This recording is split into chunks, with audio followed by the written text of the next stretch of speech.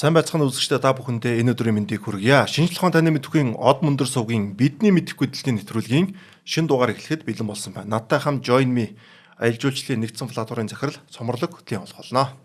Өдрийн мэнд. За өдрийн мэндийг хүргэе. За өнөөдрийн дугаарыг вентгчээр хаанч хизээч эрчим хүчтэй Авандра мөн аялах боломжийг хүн бүр дураатай Join Me зэгмэн ажиллаж байна. Join Me зэгмэн Join Me зэгмэн ажиллаж байна. За манай нэвтрүүлэг та бүхэндээ NTV телевиз болон 83.3 107-оос долгионы радиогоор хүрч байна. За өнөөдрийн сэдэв маань удирдагчдын зоогод маш гоё сэдэв байгаа. За яагаад гоё сэдэв гэхээр бид нар дэлхийн том одоо удирдагч нар дарангуйлагчдыг маш олон түүхийг мэддэг боловч яг юу иддэг те? Одоо өдөр болгон юу идэлж хэрэглэдэг тэр нь юусэн сайн мэддэггүй. Гэтэл одоо хоол хүнс гэдэг бол бидний өдөр тутамдаа байнга хэрэглэдэг зүйл байдаг. Тэр хүмүүсийн өдөр тутмын салшгүй зүйл байдаг шүү дээ тийм. За тийм учраас удирдагчдын зоогод маш гоё сэдвийг сонгож авсан байгаа. Хүн зөвхөн юу идэж байгаагаараа бус хоолой хэрхэн сонгодог, яаж ханддаг, юунаас болгоомжлдог гэдгээр өөрийнхөө дотоод ертөнцийг илчилдэг. Хоолны ширээ бол зүгээр нэг идэх орон зай биш, айдас, итгэл, таашаал, хяналтын илэрхийл бас болж болдог. Яагаад гэх юм бол бид нар өдөр болгоо нэг хэрэглэдэг учраас энэ бол одоо маш олон зүйлийг бидэнд хэлж өгдөг гэсэн үг. Тэр дундаа эрх мэдлээ төвлөрүүлж бүхний кинхийг хүсдэг дарангуйлагчдын хувьд хоол гэдэг зүгээр нэг амьд үлдэх хэрэгцээ биш ээ. Харин бусдад итгэхээс татгалцсан хин нэгнээс үргэлж сэрэмжилдэг параной сэтгэл зүйн илрэл болон хувирдаг юм. Зарим тохиолдолд хоолны ширээ тэдний дотоодын эмзэг байдал айдсаа нуусан сүдэртэй талбар болдог. Яг ямар номны тухай яриад байна гэхлээр дарангуйлагчдын зоог буюу Dictator's Dinners номны талаар ярьж байгаа. Энэ ном бол Вестминстрийн судлаач болох Виктория Кларк болон Мелисса Скот нарын хамтын бүтээл бөгөөд улс төрийн дарангуйлагчдын хоолны зуршлыг хүн чанар, сэтгэл зүйн толь болон шинжлэх ухаанд маш одоо оновчтойгоор илэрхийлж гаргасан алдартай ном юм. Тухайлбал хүнийг иддэг колоор нь дамжуулж бодож бөөгн унших орлого гэсэн энэ ном бол дарангуйлагчдыг шүүх биш, унших гэсэн орлого юм аа. Ном догцсон дарангуйлагчдын зоогийн ширэг сөхөж харвал олон удирдагч нас ахын ирээр хоолндоо хит болгоомжтой, сэжигч, хянуур, зарим тохиолдолд цамаан болж өөрсөнтэй нь ажиглагдаг. Тэдний зарим нь тусгай амтлаг, шүршигч, туршигч тогоочтой, зарим нь өөрийн захиалгаар хийсэн хоолыг гүйцэтгэж чаддаг байсан. За одоо тэгэхээр дарангуйлагчдын хоолны зуршлыг одоо сонирхоод энэ дунд маань бидний мэддэг Адольф Хитлерээс эхлээд бидний сайн мэддэггүй Иди Амин хүртэл одоо маш олон дарангуйлагч нар байгаа.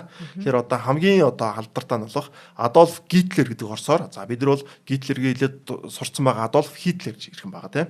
За энэ хүнээс эхлэж бодож байна. За Хитлер, алдарт Хитлер дарангуйлагч гэдэг үгтэй бараг хоршоо үг болгоо орж ирэхээ шахсан одоо хамгийн алдарт түүхэн дарангуйлагч маань одоо нэгдүгээр ч гэсэн ороод ирж байна те. За Адольф Хитлерийн нөгөө хоол идж байгаа байдал, хоолнд хандж байгаа хандлагыг харахад энэ хүнийг бол яг үндэ өрөвдмөр санагдсан л та. Дэлхийн олон сая хүний махны машиныг ажилуулдаг те. Маш их хэмжээгүй эрх мэдэлтэй одоо юм эрс шулуун удирдах юм шиг гаднаа дүртэй хэрнээ яг хоолнд хандж байгаа хандлагыг харахад асар их айдастай үнэхэрийн тачлаан дунд байгаа гэдг нь одоо хоолноос нь харагддаг. За тэр Адольф Хитлер ер нь бол махнаас татгалцсан цагаан холтон болсон юм байна. Насныхаа ер нь бол сүүл хэсэгтэй овёос өндөг, жимсний нухаш, ногооны салаад, тунгалаг шүл эднэрийг сонгож иддэг гэсэн гинэ. За тэгээ ер нь цагаан холтон босныг зарим хүмүүс бол ерөөдөө түүний үзэл баримталтай холбоотой гэж тайлбарладаг бол зарим нь түүний үзэл баримтал гэхээс илүүтэй зүгээр биеийн шаардлага байсан гэж бас тайлбарлалт юм байна. Бас тэр нь бас илүү үнэлэлтэй юм шиг санагдсан. Яг тэгэхээр мань хүн хамгийн хэцүү нь гиз дүрд өвчнөд байсан юм байна. Тэгээ эннээсээ асар их ичдэг, зовдог, нуудаг тийм өрөөдмөр юм шаналлалтай явдаг гэсэн юм байна л да.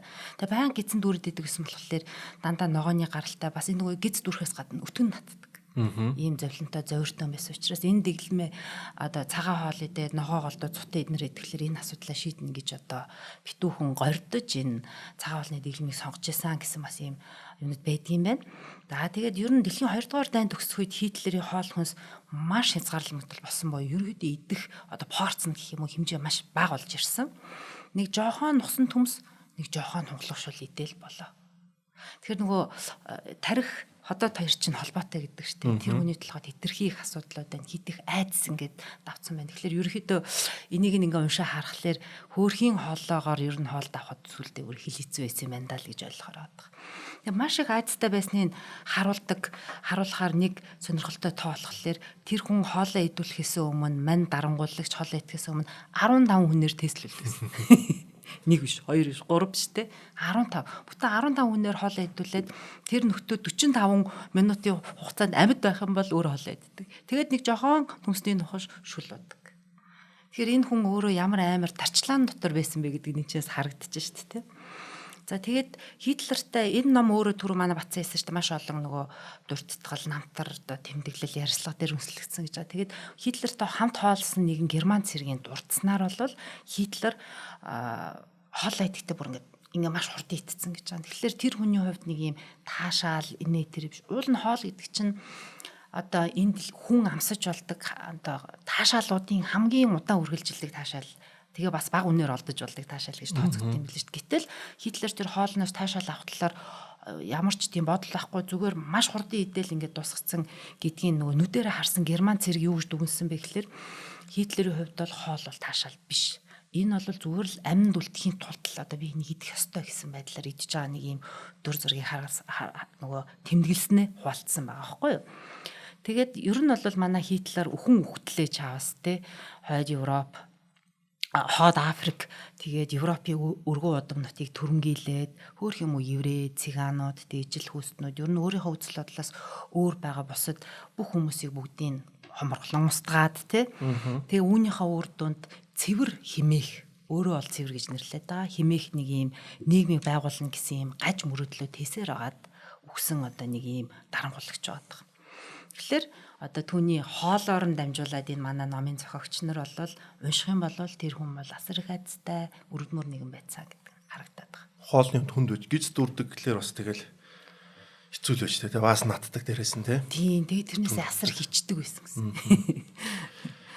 За тэгвэл Гитлерээс бол манай Азийн одоо алдарт дарангуулагч бас л одоо дарангуулах гэдэг үг цуг явж байгаа. Ким Жон Ил гэж одоо ирэх юм байгаа шүү дээ тий. За одоо бид нар ингээд ардчилсан солонгос гэж ярьдаг боловч хамгийн ардчлаагүй одоо хаан засгийн юмыг аваад үлдсэн хүн байгаа. Дарангуул те энийг хэдэн үеэр ингээд амжуул яваад те. За Ким Жон Ил 1994 онд эцгийнхээ орон төрөнжлөг хатгасан. Тэгээд Ким Жон Илийг хатгаж явах тойд солонгос хамгийн хаалттай, хамгийн аимшигтай дэглэм рүү хөтлсөн. За хөтлсөн гэдэг шалтгааныг би бас дараа нь дахиад дурднаа. Ард ирээд нь ингээд магтаал, алга ташлалтаар бүтээсэн бурханлаг өдөрт за шүтээд харин өдөртөгчөнд тэдний өлсгөлэн үл анзааран тансаг амьдралаараа жаргасаар л байсан. Ард иргэд нь өдөрт нэг аяг эрдэнэчийн будаатай шүлэн дээр ам зогоож хахад цагаан будаа биш те бүрэнтэй цагаан будаа байхгүй те энэ хойзолонгосч. Ким Жон Ил хүйтэн сашими дурлан Лос Анжелес Таймс-ийн мэдээснээр тэрээр амьд загсан сашими бэлтгүүлсэн зоогийг барих дуртай байсан гэж байгаа. Тэгээд 1994 он гэхлээр хойзолонгосч нь Оросууд нэг Берлиний ан нураад арчлал руу шилжиж байгаа шүү дээ. Яг буцаа дахиад авторитетөөр шилжиж байгаа юм л та. Хойзолонгосч ямар нэг одоо тийм одоо санхүүгийн дэмжлэг ч юм уу тийм гаднаас орж идэг тийм юм байхгүй болоо зинхээ өөр өөрийг авч явуулж байгаа. Холбоотнууд нь юу тэр мантай. Тэр мантай бас. За тэгвэл хойзолонгос асар ингээд хүнсний хомогдолд орж ирсэн те. Тэгээд 1900 одоо 90-ад оны дундор хойзолонгосын маш олон нас орсон. Яг тоо байхгүй. Гэтэ энийг бол нэг гадаашаа дөрвж байгаа хүмүүсийн номдор Барбара Демиг Катарх зөвлөгөөх ном байгаа шүү дээ те. Тэр болон өөр маш олон зүйлүүдээс ингээд гаргаж ирж байгаа. Яг тэгэхээр 90-ад он гэхэлэр холбоотууд нь байхгүй болчоор хоол хүнсний одоо хомсдол маш их болоод хүмүүс өсгөл нь нэрвэгдээд одоо над чиг юм өндөр том битээ хүмүүс ч юм уу иймэрхүү хүмүүс хамгийн түрүүнд өнгөрсөн гэж байгаа. Яг бол тэд нар чинь нэг илүү шимдэжэл авч явах хэрэгтэй. А тэгвэл нөгөө жижигхэн намхан хүмүүс ч илүү бага шимдэжэлээр амьдраад идэг. Бага нөөцөөр явж болоо. Бага нөөцөөр яваад идэг. Тэгвэл нөгөө солонгосч хойзолонгосч хамгийн томууд нэг явчихж байгаа. За тэгээд энд чинь нөгөө мэлхий зэлхий дэргүүтээ жижиг мэжиг өдрөө бүгд байхгүй болоод тэгээд хойзолонгосын хятадтай хэлдэг төмөн гол яалуу гол гэж идэг.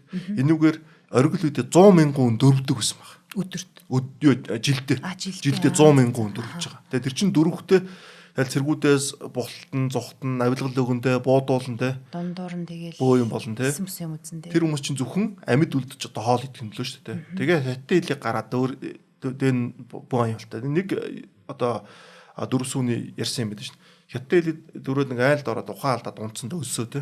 Ороод унцаа босон чинь амар хоол байсан гэсэн. Идэх гэж нөгөө айл нь хоолыг нөхөхгүйсэн. Гайхсан чинь нөгөө нохооны хоол нус гэж.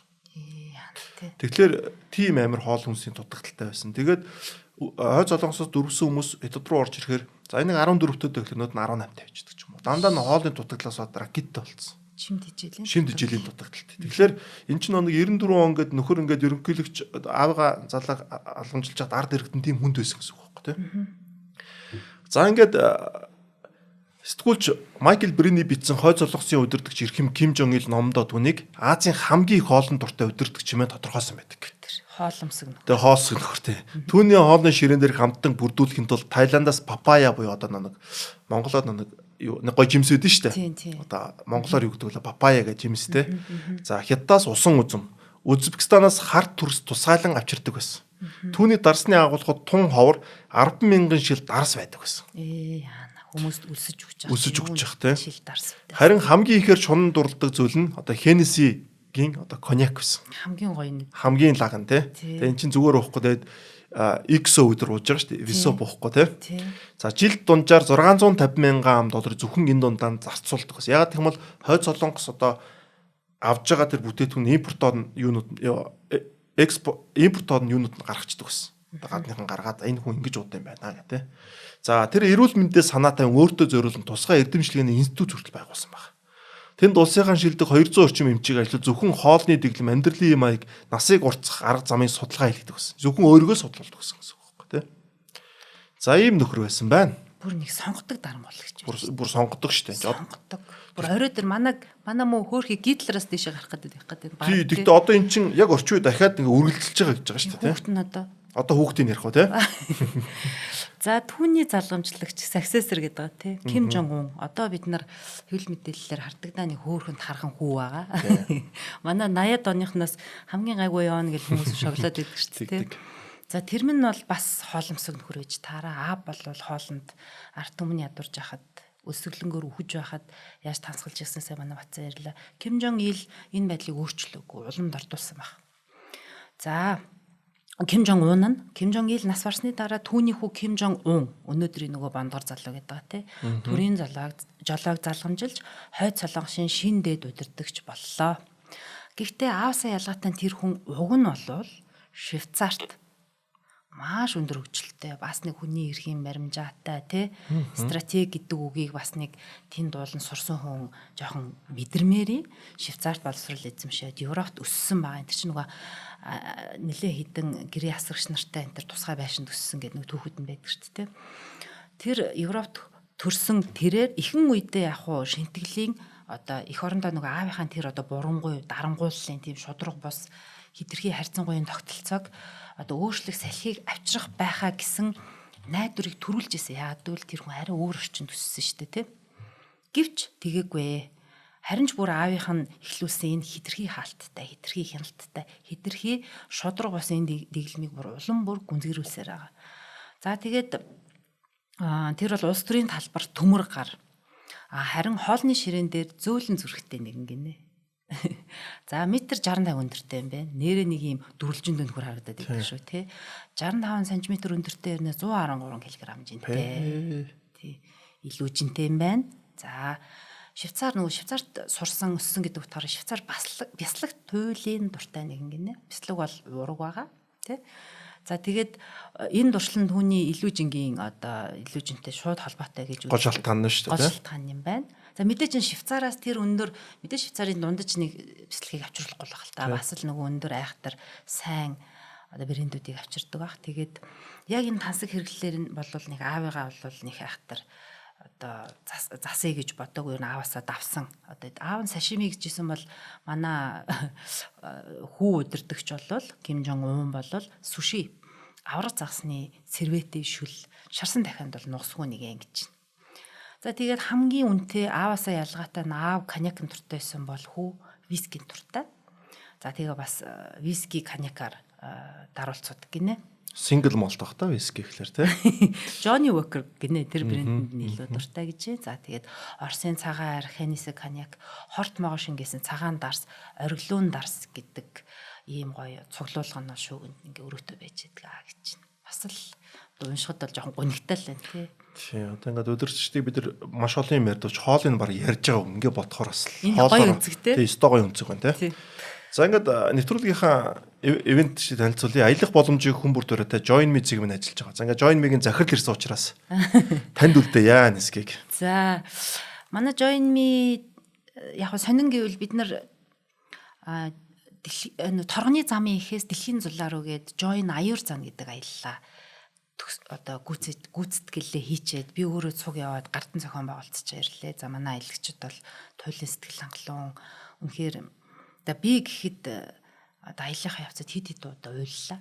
Үнэхээр сэтгэл хөдлөм гайхалтай мөчүүдийг бол үзэж чадлаа. За тэгээд аюур зан гэдэг их тэр гоё номын хүний одоо номын тайлбартаагаар тий. Бүр тайлбартаагаар очиод Түүд Монгол хоёрын түүх. За тэгээд торгоны замын их гэдэг чинь ингээд дандаа Монгол хятадын Монгол төдийн соёлын солилцооны гоё нарийн нанд юмнуудыг аюур зан зохиолчороо яриулаад ингээд үнэхээр тансаг тийм аяллыг гүйцэтгээд дуслаа. За одоо бол манай платформ ч өөрөө Монгол хүн зориулсан платформ шүү дээ. Дотоодын аялагчтай зориулсан платформ. Тэгэхээр одоо бол нөгөө дотоодын аяллын сэзэ эхэлж байна.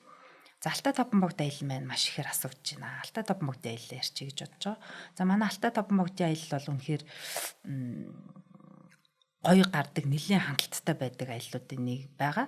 Тэр нэмээд бас Google дээрч тэр Facebook дээрч тэр Алтай таван богдыг хайх юм бол манайх гарч ирнэ. Тийм одоо нэгснээ түлхүүр өгөө бид нэр эзэмшиж байгаа гэсэн үг. Ингиж одоо энэ түлхүүр өгөө эзэмштэй бид нэр нэлээд ажилласан л гэсэн үг байхгүй. За тэгээд энэ Алтай таван богд аялал маань яагаад ийм гоё гараад одоо манай 6 сарын эхний 3 7 хоног дүүрсэн. Дороо дурсан ба шүү дээ. Дороо дүүрсэн. Бүр ингээд 3 4 сараас ахвалаа танах амархан дүр дэм чи ингээд ерөөсө бүртгүүлж гэдэг. Танах чи хамгийн давуу тал нь би нөгөө Казахстан руу явжсэн чинь нөгөө Сторопедэргээ зээлээр явдаг учраас хүмүүс ч ингээд хуваагаад төлчдөг тий. Тэр нь айгуу дум давуу талтай юм билээ. 5 төрлийн зээл гарч байна. Манайх бүгд цахим хүн гар утас компьютерийн араас дуртай газараас энэ аяллуудыг зээлээр авч байдаг. Жишээлх юм бол энэ манай Алтай таван богдын аялал сая 390 байгаа. Хамгийн урт хугацаатай зээл мэн буюу Худалдаа хөгжлийн банкны зээлээр авахад сард 60,000 төлж байгаа. Үст. Асуудал алга шүү дээ. Асуудал алга. Хүн 60,000-ыг татуулж байгааг юу мэдэхгүй дээ. Тий. Наснасаа ийм байгаа. Тэгээд дээр нэмээд манай энэ Алтай таван богдын аяллаа хөтч маань яг Баян-Үлгийн охин байдаг. За тэгэл нутгаа бол гайхалтай. Ер нь хөтөч хүний гол ажил бол бахархлаа хуваалцах. Хүн одоо хийж байгаа явж байгаа газар орноо сэтгэлээсээ бахархаж ярихад л одоо дагаж явж байгаа хүмүүсийн сэтгэл илүү хөөрдөг ер нь бол. Түнсэр нэг унсан юм хагас дуу ярих бол өөр. Тэгэхээр энэ өөрөө Баян-Үлгийн охин байдаг. Супер хүмүүсээ кэрлж авч явдаг. Одоо та нартай нэг Казахстан байдаг манай цацалмаг. Цацаа. Манай цацаа байдаг байхгүй. Тэгээд түржил ихэд одоо Малчин оргил дээр 6 удаа гарсан хүн байж байна. Тэгээд энэ жил нэрэ дэгжсэн. Тий, одоо энэ жил дахиад ингээд Алтай таван богдоо одоо 6 сарын 27-оос эхлээд 7 сарын зарим аяллууд нэлээд дүүр хандлагатай 7 сарын аяллуудаа бүртгэж байгаа шүү. Тэгэхээр та хэд манай сайт руу одоо холбогдоод манай энэ утас угаасаа манай бидний нэвтрүүлгийн доор гарч байгаа. Тэгээд холбогдоод одоо юунд аялалтаа бүртгүүлээрэй. За манай цацалмаа жилд хамгийн олон Алтай таван богд руу гарсан хүний дунджиг бол эвдэх нь даа тий. Тэгээ манай нөө хөл өмг би чи хөл өмгөд спорт тайлбарлаж шээ тий. Яг адилхан. Яг ингээд сэтгэлээсээ ингээд гарч байгаа юмуд ямар гоё байдаг л хүн төрдөг хөлөө тий. Яг тэрнтэй адилхан л та тий хөтч юм бол тий. За би бол Join Me-гээр Казахстан руу Челси клубын тоглолтыг Челсигийн фанатуудтай явсан. Манай аялал чинь дүүрээд хүн нэмэгдээ явсан шүү дээ бүр тий. Бүх юм дүүрчээд байхад амар гоё аялал болсон шүү. Тэгээ Join Me-г манайхаа сонгоорой. Хамгийн гол нь зээлэр явна гэдэг үнэхээр гоё шүү тий. Тэр гоё. За дараагийнхаа хүн рүү оръё. Йосиф Сталин. За Сталиныг бол бид нар одоо од мөндөр дээр ч гэсэн зөндөө ирсэн зөндөө ч юм сонсчихсон багтаа хүмүүс. Гэтэ хоолыг нь бол төдийлөн бас мэддэггүй байх.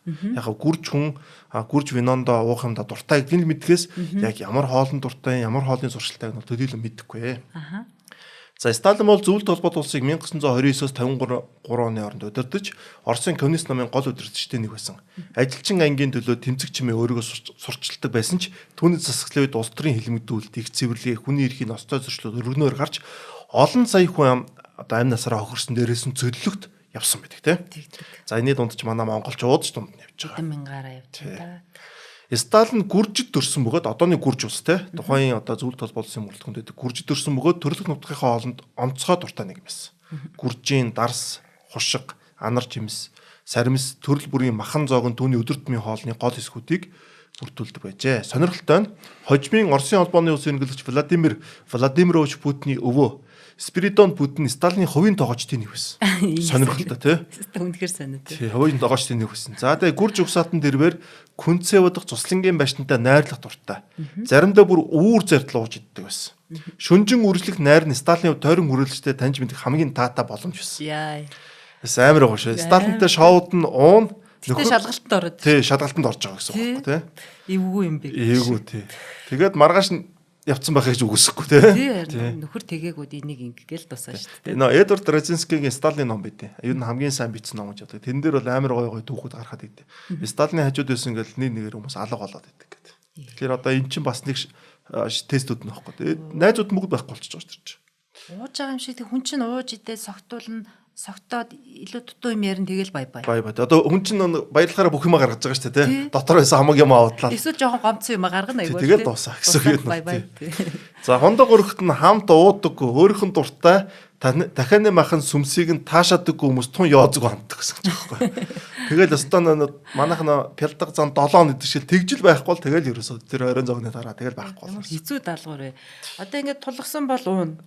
Тэгээ уучаад илүү дутаа авираа гарахгүй ингээд хаваг контролоо барил тэгэл амьд үлдхийн төлөө тэмцгэнэ шүү дээ. Ерөөсөө л амьд үлдэх тэмцэл байгаа байхгүй зарим үнэд бол тийм учраас хажууд нь бэри эмэри гэсэн нилээн тийм пялдаг нөхдөл үлдэж байгаа юм л да тий.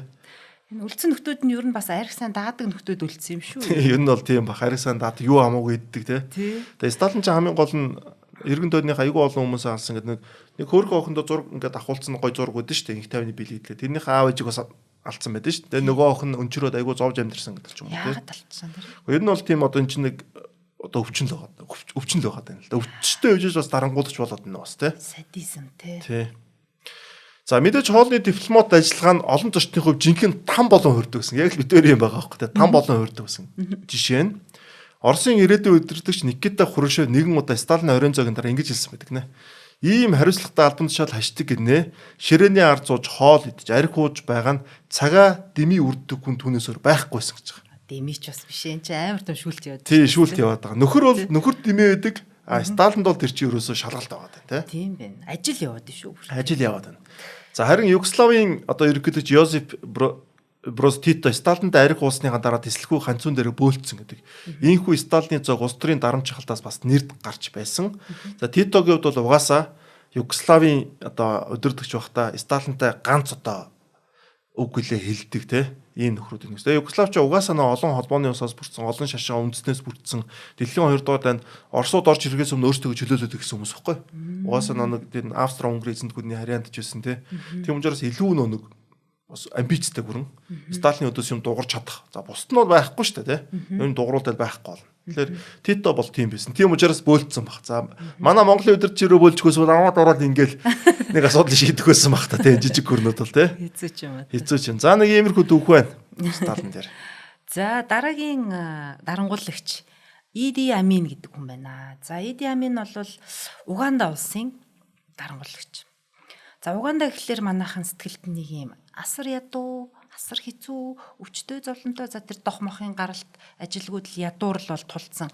Өнөөгийн одоо Угандаач тэр хിവэрэ байсаар л байна.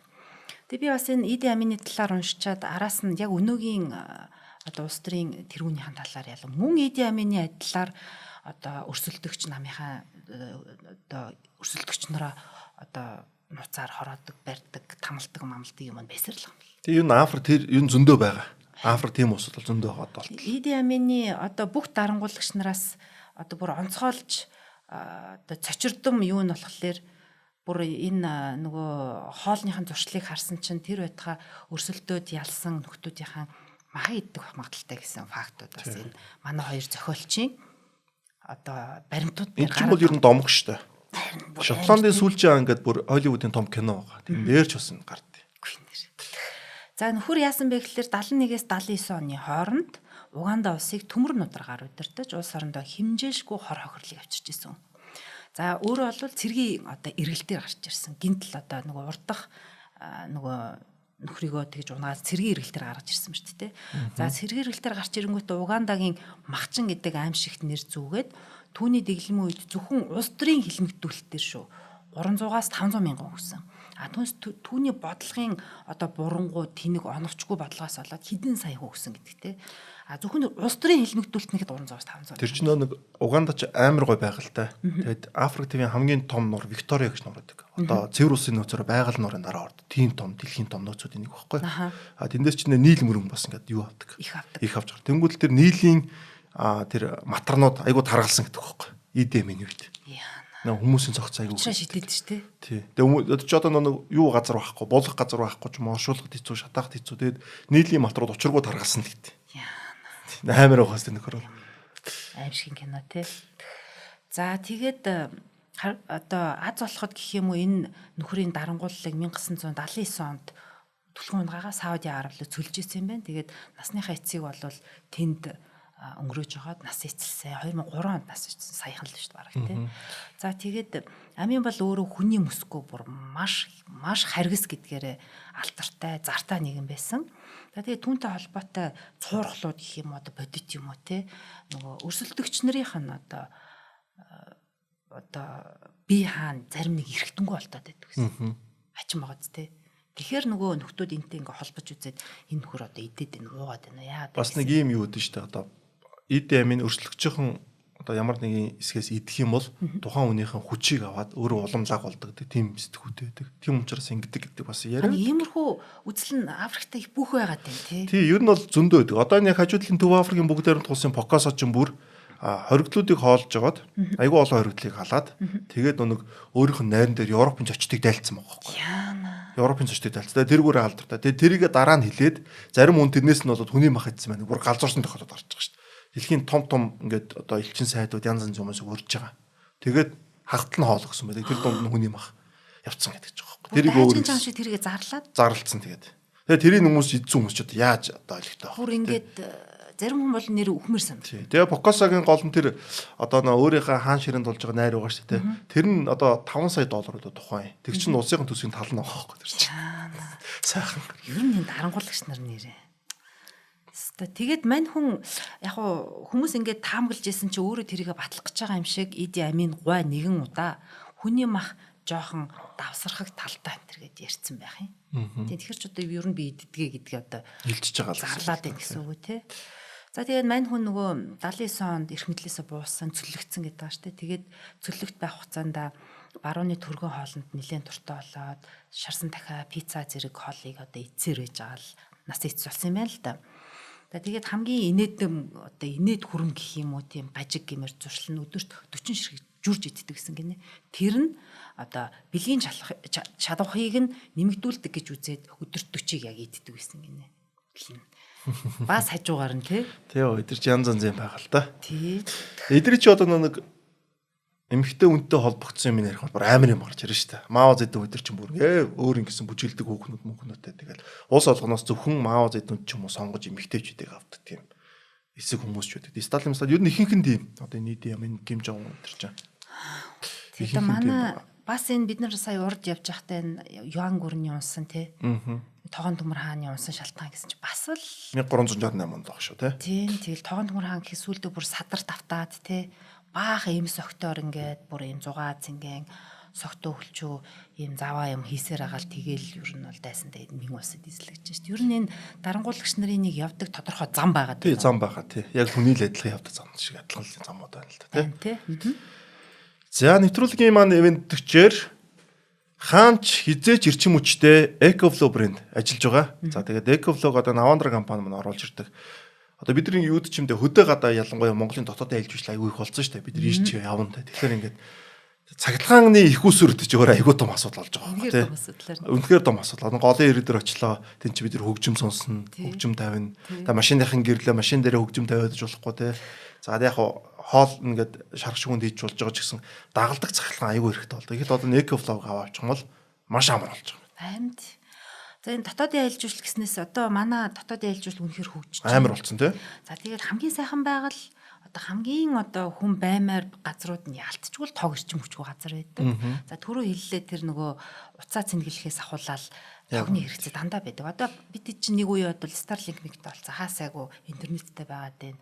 Тэгээ Facebook, Instagram дээрээ зураг оруулах хэрэгцээ өнөөгийн нийгмийн байгаад идэг тийм. Номер 1 хэрэгцээ болчиход шүү дээ. Тэгэхээр тэр уцаа цэнгэлэхээс ахуулаад, камера цэнгэлэхээс ахуулаад за тэр кофегаа чанаад уухаас ахуулаад их бол асуудал шиж. Энэ бол үнэхээр буянтай бүтээгдэхүүн. Дээр нэмээ наа бүтээгдэхүүн ч юу юм бэл шүү дээ. Нараар өөр гэж. Харин тий. Нараар өөр үзэн. Энэ одоо юу вэ те? Тэгээ Ecoflow X Stream гэдэг хурдан өөрийгөө цэнэглэх X Boost төхөөрөмжийг чадал нэмэгдүүлэх системтэй бусад нөөц төрийн онцлогтой гэж байгаа. Супер те. Тэгээ супер. Тэгэхээр одоо Ecoflow аваа авчих юм бол тэгэл ямар асуудал. Энд чинь зөвхөн өдөө орнууд угш лагер дээр, цуслан дээр те. Хаана бол хаана ирж болж яана л да энэ бол те. Одоо Алтаа таван бүгд бол яг аваад явах гол юм байна даа нь бол тий. Бүр үнэхээр авч. Тий, үнэхээр авч явмаар байна тий. За ингээд ивент чандраа ажиллаж та бүхэндээ баярлалаа. Та бүхэн байхгүй бол нэвтрүүлэгт бас явахгүй шүү дээ. Яг үнэ хэлэхэд бол тий. Аха. За дараагийн хүн бол Бенито Муссолини гэж одоо Италийн алдарт одоо дарангуулагч байдаг Италийн фашист намын үндэслэгч. За Гитлер нь болохоор нацизмын үндэслэгч тий. За 1922-оос 43 оны хооронд тус улсын дээд эрхэмлийг хатгаж байсан. Түүний дэглэмийг улс төрийн хавчил, дайд, сүлжирхийл тодорхойлдог. За дэлхийн 2 дугаар дайны үеэр нацист Германтай одоо нэгдэж 41 онд Америк нэгдсэн улс дайн зарласан Италиг сүүрэл рүү хөтлсөн байдаг. За өөрөг Итали үндэсрэг үзэлтэй мэн зарладаг байсан ч Муссолинигийн хувьд бол уламжлалт Итали болон тийм ч илэгтэй байгаагүй юм байна. Одоо спагетти, паста ч юм уу тий. Илэгтэй байгаагүй. Түүний хамгийн дуртай бол нь гайхмаар нь хамгийн энгийн зүйлсэн. Түүний саримсны үнэр ханхалсан одоо түүхий саримс байгаа ш. Түүхий саримснаар одоо оливын тосоо одоо хийгээд тэгээд иддэг гэсэн ногооны салаад нь хамгийн дуртай болно. Гоё л доо энэ салаад. Тий, гоё тий. Тэгээд Италичуудын өндөр насалж угаасаа одоо оливын тос гэдэг шүү дээ. Тий. Артишок хоёрын. Тий. За түүнийгээ зүрхэн тустай юм итгэдэг байсан бөгөөд энэ түүний хоолн ширээн бараг цорын ганц тогтмол захиалга. Энийгээ захиалаад араас нэг хоол загтчих юм. Үнэн ч юм аа. Үнэн ч юм байна тий. За хоолны соёл хүртэл улс төрийн зэвсэг болж одоо болохыг харуулж исэн жишээ түүн тохиолдсон нэ. Пастанд хэд дурлах Италичуудын заншлыг өөрчлөхөр Муссолини оролцсон. Тэрээр будаа бол ирээдүй хэмээн тунхаглаад Италичуудыг гадаадын улаан будаанаас хараат болохыг одоо уриалсан гэж байгаа байхгүй. Үүгээрээ тэрээр үндэсний тусгаар тогтныг бэхжүүлнэ гэж үзчихсэн. Гэвч паста зүгээр нэг хоол биш байгаа байхгүй. Италичуудын сэтгэл зүрхтэй салшгүй холбоотой зүйлс. Одоо манай бууз уушур шиг юм байгаа байхгүй тий. Бууз уушурыг өөр умаар солихлоо бид чадахгүй шүү дээ. Бити цуйн баба шүү гэж хэлээ монголч боцохгүй шүү. Харин тий, идэв шүү дээ. Холбоотой зүйл байхгүй тий. Түүнийг хориглож орлуулах гэсэн орлого нь эсрэг үр дагаврыг авчираад бүр паста фашизмын эсрэг хөдөлгөөний бэлэгд болох гэсэн гэж байгаа. За ингээд энэ явах түүх нь хамгийн гол үнэн гэж байгаа байхгүй. За тэгээд үндэсний хоол гэдэг чинь одоо үнийн өдөр тутмын хэрэгэлдэг соёлыг өөрчлөнө гэж хоёроос боломжгүй гэдгийг нөхөр харуулж байна л та тийм. Түүхээсээ унших юм бол манай улс төрч гэсэн эдрээс суралцах юм их бас биш шүү. Байна. За дараагийн дарангуулагч Мао Зэдун гэж байгаа. За манай урд төршийн алдарт нөгөө Мао. Мао болвол 1935-аас 76 онд нас бартлаа Хятадын коммунист намыг удирдсан Мао гэдгээрээ бинтэж алдартай тий. За мань хүн бол улс төрийн хувьсгалыг хийсэн ч түүний бодлогод ойролцоогоор 45 сая хүний одоо амин төрсөн гэж байгаа шүү дээ.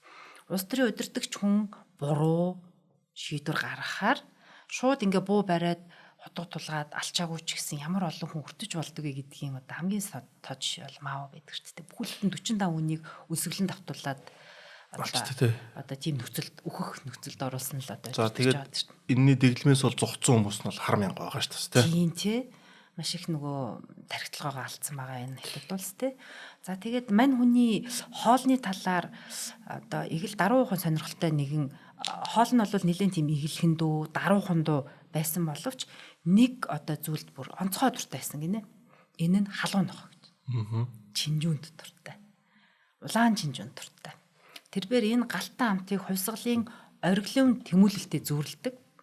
За тэгээд нэгэн удаа бол зөвлөлтийн нэгэн тагнуулж Ото Браунд хэлэхдээ жинхэнэ хувьсгалчийн хоол бол улаан жинж юм аа.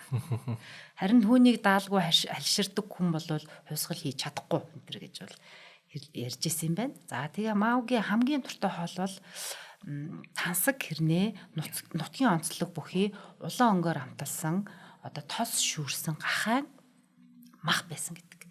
Гахаан мах буюу зарим их сурвалж дээр бол мань хүний гахаанд тархинд дуртай байсан гэдэг юм л. Тархинд.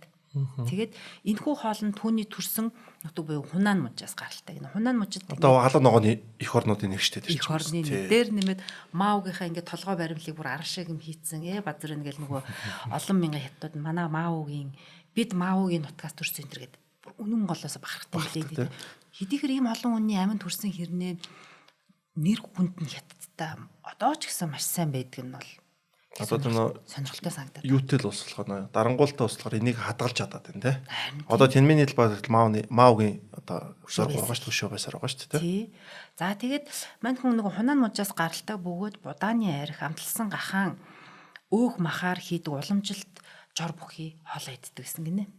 За тэгээ NPR радиогийн сэтгүүлч Маогийн төрсөн тосгон болох нөгөө Сяошанд очиход Маогийн зэдүү болох Мао ампийн уг хоолны тухай инээдтэй нэг тийм ёгт үгээ хэлж ирсэн байна. Оюун ухаанаа хөгжүүлэхийн тулд энэ хоолыг иддэг эрчүүд. Харин эмэгтэйчүүд бол үзэсгэлэнтэй болохын тулд иддэг гэж хэлсэн байгаа байхгүй. Гэхдээ би энэ үгийг уншаад юу гэсэн үг юм? Яад эрчүүд нь ухаантай болохын тулд эмэгтэйчүүд нь үзэсгэлэнтэй болохын тулд идэт байгаа ингээд гайхаад нэг хэсэг бодлоо. Тэгсэн чинь яг энэ манай Азуудын нэг юм уламжлалт нэг юм хандлага байгаа байхгүй. Эмэгтэй хүн бол хөөрхөн байгаад хангалттай хүүхдээ гаргаад гэрээ эзэгтэй байхад болж идэг нэг юм уламжлалт одоо нэг тийм хандлага энэ үгний ард байгаа юм шиг санагдсан. Эмэгтэйний хувьд надад харахад бол тийг санагдсан.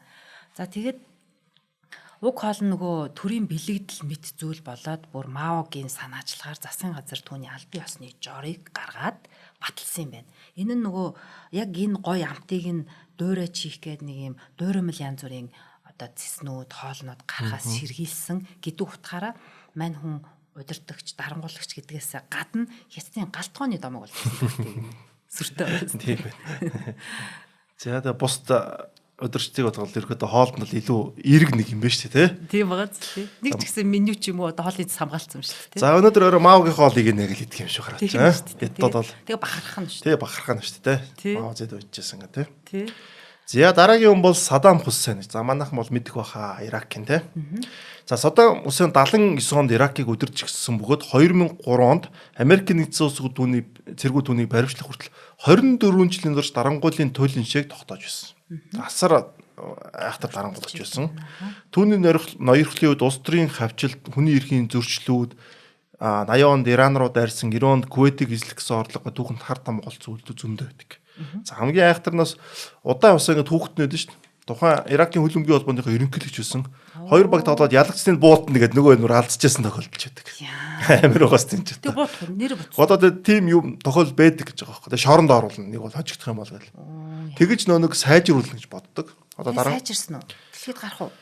Яг хаа тэгээд төр зур сайжирч тэр ч одоо хүн бууд болгож гарч яаж ч утсан хамаг юм гаргана шүү дээ, тий. Тэгээд хөгжил бол биш. Зүгээр нэг жоохон хэмжээний өсөлт болол тэгэл байхгүй болчихдог тий. Хөл өмгийн дэлхийн авард орж исэн 2000 оны Азийн авраг авч исэн тий. Тэгтээ нүтер чинь ерөөсө хөгжил биш байхгүй тий. Үнийг бууд болгох чинь хичээлээсээ ангуул хүн одоо чадахгүйсэн чинь математикийг хийн үстэй. Одоо бодохгүй бол хамаг юм аад ажиллал тий. Яг л тийм холдонгууд тэгээ байхгүй болно үстэй. Тий. За тэгээ хүчээр нэг тех гэж үдчихсэн байна. За Саддам Хусейний хувьд бол нуувчинд олзож баривчлахад шалгахад олдсон зүйл нь олоныг айгу гайхруулсан. За нөхөр бол ингээд яг ингээд тийм нэг айлын хажуудлын нэг нүхэнд ингээд амьдэрдэг байсан юм байлээ. Одоо яг нэг сүүлийн жилүүдтэй нуувч одоо сүүлийн саруудаа ч юм уу те зогтцсон. Тэгээ Иракаас гарч болохгүй. Иракта юм тийм газар болсон. Би киног нь ямар ч үзчихсэн яг айгу бодит хийсэн гэдэг хийжсэн. Тэгээ нэг газарлаа ороод нуучдаг те. За тэндээс нь болохоор энэ үчирхийг дарангуулагчийн хоолны дуршланд барууны жирийн хөнгөн хүмүүсээр дүүрэн байсан гэж байна. Хот тоо хижүүлсэн ундаа амттан зэрэг барууны зүс зөндөө байсан. Амттай зүлдэх дуртай байсан байлээ нөхөр бол. За түүний шоронд хоригдож байх үед Америкийн харуулууд түүний хоолны зуршлыг анхааралтай ажиглаж тэмдэглэж ирсэн. За тэрний хувьд бол Reason гэдэг нэг шоколад байдсан шүү дээ нэг. Одоо 90-с байдсан шүү дээ. Одоо Reason гэдэг хар өнгөтэй шараар бичсэн. За 90-стэй тийм шоколад байдсан шүү дээ. Монголч бид нар ч сайн айгуу дуртай гоё. Reason тийм. Reason тийм. Би сая Reason гэлсэн тийм. Тэгээ Reason гэдэг шоколадтай амт их дуртайсан гэж байгаа. Тэгсэн мөртлөө хүүхдүүдийн дуртай нөө cereal гэж байдсан шүү дээ бидэндээ. Тэрэнд бол өглөөний хоолны тоомжруу ханддаг байсан. Ийм байсан байгаа. За харин Doritos гэх чипс үүдэн штэ. Doritos чипсэнтэй жинхэнэ одоо дуртай жинхэнэ түүний сул тална гэж байгаа байхгүй.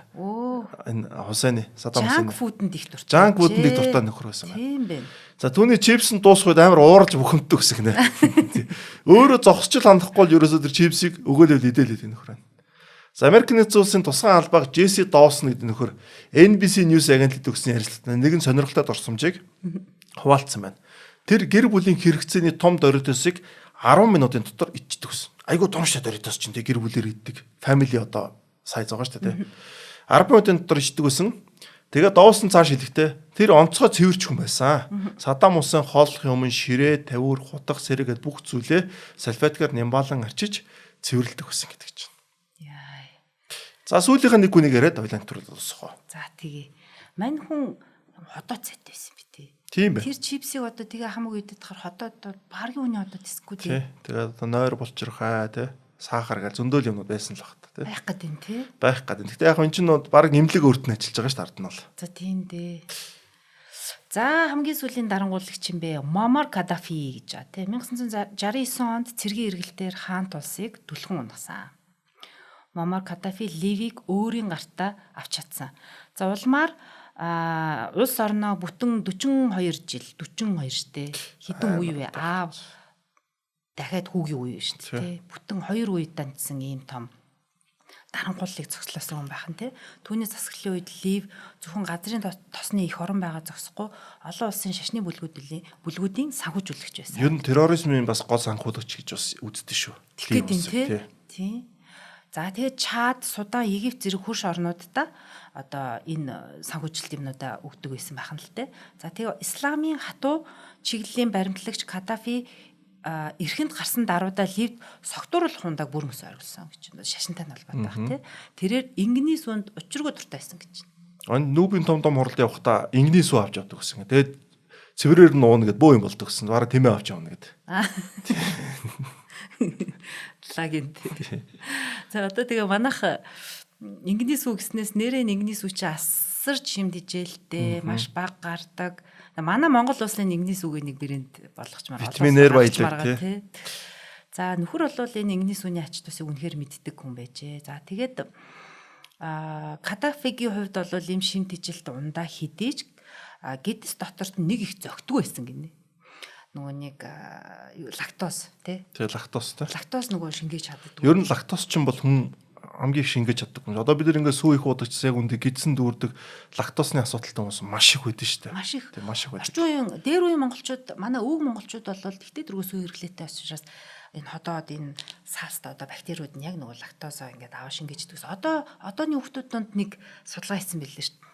Үдсэн чинь ер нь сүүчлийг биендээ шингээж чадахгүй болсон байна гэсэн ихэнх монголчууд. Тэгээд багада шингээж байгаа томрох цумгаас шингээж чадхаа болд юм. Бараг 7-8 наснаас хойш өргөдөө шингээж чадхаа болд юм л лактозыг. Тэгээд энэс бол дандаа гиз дүүрдэг янз болдог. Тэгээ манай нөгөө Сталин хөөх юм уу? Сталин минь асар гидсэн дүүрдэг. Тэрнээс асар санаа зовдөг хүн байсан гээ хоёлаа ярьсан. Хитлер тий. Хитлер тийм байсан чи энэ түүнээс ялгаатай нь тэрнээс огт ичдэггүй. Гиз дүүрдэг тэгээ яад ингээл одоо химигийн тэнд гаргадаг л байсан. Огт санаа зовдөг хүн байсан гинэ. За тэгээд Каддафигийн тэмээтэй холбоотой зоог сүүн дээр зогсохгүй тэрээр тэмээний бүхийг одоо буцалгаад уламжлал нөгөө күс гэдэг нөгөө будаа идэг шүү дээ. Будаатай холиод иддэг нэг тийм олон туртай нэгэн байжээ гэж. За одоо манай тэмээний би бас англид арабуудаас сурч ирсэн. Тэмээний сүүнд их туртай. Тэгэхээр манай бас гол зах зээл тийшээ байгаад байна л да тий. Тэд нар яг нэг бүхтэй тэмээнийхэн сүг ууж байгаа. Хоёр бүхтэй тэмээний сүг бас өөр брэнд гаргаж иж явуулна шүү дээ тий. Тий. Гоё шүү дээ манай хоорм гэдэг нар. Гоё. За тэгэхээр ийм бас боломжууд байна. За ингээд өнөөдрийн дугаар маань ямарсан өвгөр өндөрлж байна. Маш сонирхолтой дугааранд танд баярлалаа. Тэгэд ахаад хэдэн хүн бас ярих дарангуулагч нар байна. Дараагийн дугааруудаас ярьж болохоор байна тий. Нэлээ олон дарангуулагч үлдлээ. Тий, нэлээ олон дарангуулагч үлдлээ. Шинжлэх ухааны таны мэдэх одомдөр сувгийн таны мэдэхгүй дэлхийн нэвтрүүлгийн гээд энэ удаагийн дугаар өндөрлж байна. Надтай хамт Join Me аялал жуулчлалын нэгдсэн платформын нэгдсэн захирал цомрлог маань хөтлөн явууллаа. Баярлалаа танд. Баярлалаа. За үзэгчдээ баярлалаа. Баяр та. За баярлалаа.